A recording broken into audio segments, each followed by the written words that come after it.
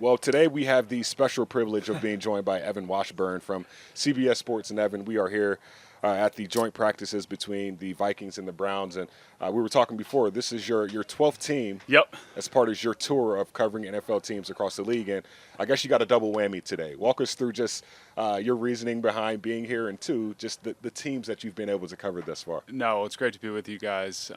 Look, this is the time of year that I realized early on that is really a season in itself. And from a national perspective, if you choose to ignore that and just hop in week one, you'll probably be able to survive and cover the games and do what you need to do, but you're going to feel like you've missed out on some things. Mm-hmm. There's some FOMO to it. Yep. And I've found over the last 10 plus years that going to see teams in training camp is critical. And then if you can have a few of these joint practices mm-hmm. sprinkled in, it's another layer to it, because it almost does resemble a game in a controlled environment, as we know, not hitting the quarterback. It's a lot of situational things. But it's not something I try and do at every stop, because it's just a lot of people and it can make access a little tricky. But I do like the opportunity a couple times. And this one specifically because our crew, so I'm with Ian Eagle and Charles Davis at CBS, we do a lot of AFC North. So it's important to really know these teams.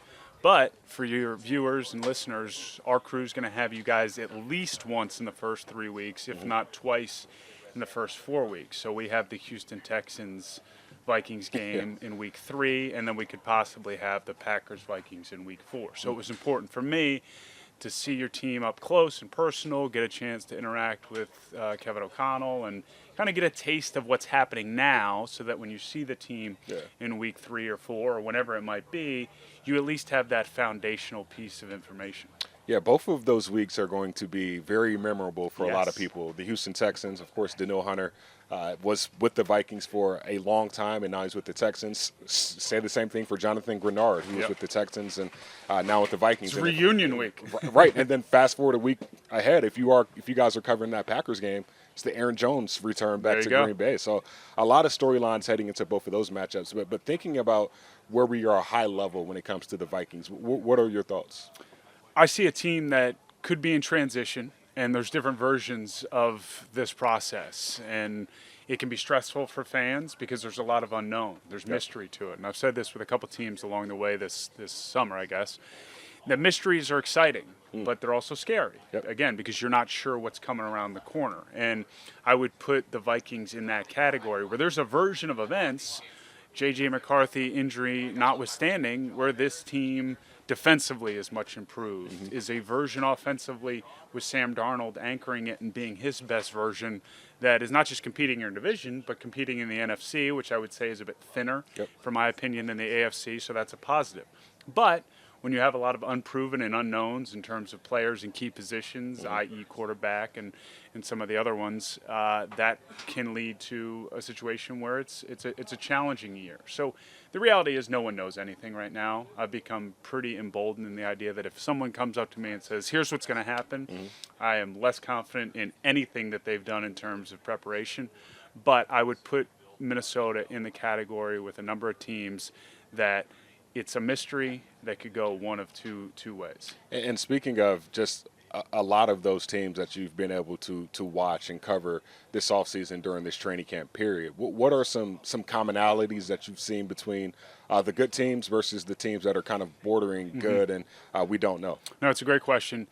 I've really leaned on the idea of continuity and scars as things that I do feel confident not literally betting on, but betting on success. Now, injury is, as we know, the variable that can blow up even the best versions of teams. But if a team has been together, and when I say continuity, I don't mean all the starters having come back, but it's honestly more staff in a lot of ways. If you've got both coordinators back and you have positional coach continuity, and then you have key players coming back in continuity, and those teams have been through something, whether both positive or negative. Usually it's kind of like, hey, they made it to the wild card round and had a disappointing loss a year ago, where they got to the divisional and lost a heartbreaker. They're bringing most of that version back. That's something I feel confident will use that as not just motivation, but experience that can be valuable. And then on the flip side, when it's all a lot of different pieces, even if they're talented coming together, a team that comes to mind would be Tennessee right now. I think for most people, they think of Tennessee as a complete rebuild. It's Derrick Henry gone, Ryan Tannehill gone, Mike Vrabel, who's on the staff here in Cleveland, gone. And that's all true. But when you look at their roster, they have a lot of talented players. They just haven't spent time together or played together. And look, Will Levis is really the hinge point of it all. If he's not improved or good, then they're in a tough spot. But there's a version where those pieces do come together nicely, and I think Tennessee could be a surprise. And to that point, I think you brought up a really good point when it comes to continuity and then having people that you can kind of build on. And it ultimately comes down to the quarterback position, right? And in Tennessee, you have pieces that you can build around Calvin Ridley, Justin Jefferson here, a young quarterback here. And you hopefully think – you honestly want to think that the Vikings can kind of emulate that model, have the right guys in place, and ultimately have the quarterback lean on that confidence to ultimately build his confidence. Yes, I think that the best model is the one where you're able to take on as much as you can confidently and comfortably manage at that position, because so much of what these young quarterbacks deal with out of the gate is just a fire hose of information, life change, both on and off the field, expectations, all the components of what has become the most prominent position in sports in a lot of ways. And I think the environments where they're going to still deal with all those things, but when it comes to truly on game day or on a day-to-day basis, what's being asked of them, it's not all of those things. Those would be, I would say, more outside pressures. They've often been more successful. Two more questions for you. One, thinking of these joint practices right now, when you look at this Browns team, and a lot of people are saying could possibly be Super Bowl contenders with the talent of depth that they have at each position. For this Vikings team going against a team like the Browns, what can they gain from this?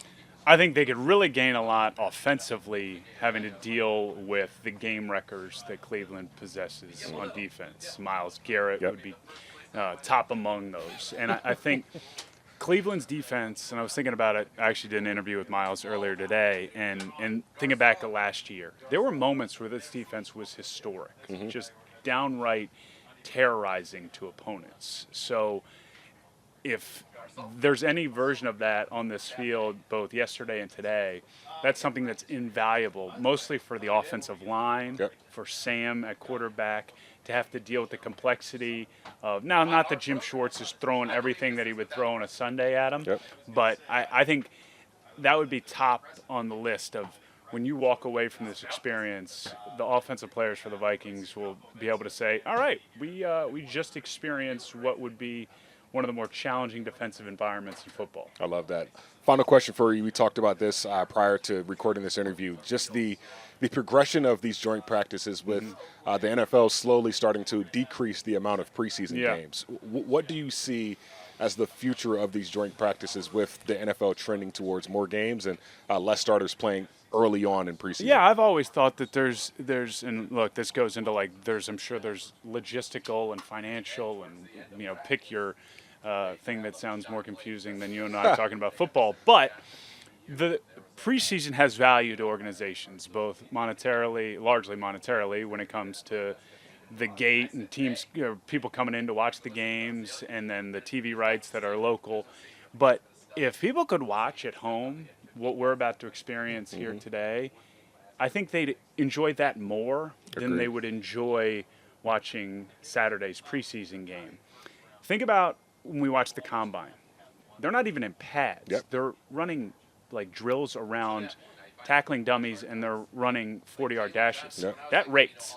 Senior Bowl practice airs on, I think, NFL Network, if not ESPN. That rates. Those pale in comparison to the competitive environment that you would get to watch here today. So if there was a version where you could watch that at home, much like you watch a preseason game, if you're a Vikings fan or a Browns fan, that to me would attract a lot of eyes. And so to me, again, I know there's probably a million reasons why this would be challenging to happen, but that, in my dream scenario and in Evan's version of the preseason, instead of broadcasting or covering 3 preseason games, we're maybe doing one, and then we're covering 2 or 3 joint practices. I'm sure fans will be happy if that's the way the NFL started to go. Well, I know our Vikings fans are happy with everything you just Thank provided. you. So always a pleasure having you on, and best of luck this season and moving forward. Yeah, appreciate being with you, and good luck this year. Thank you so much. That's Evan Washburn, CBS Sports.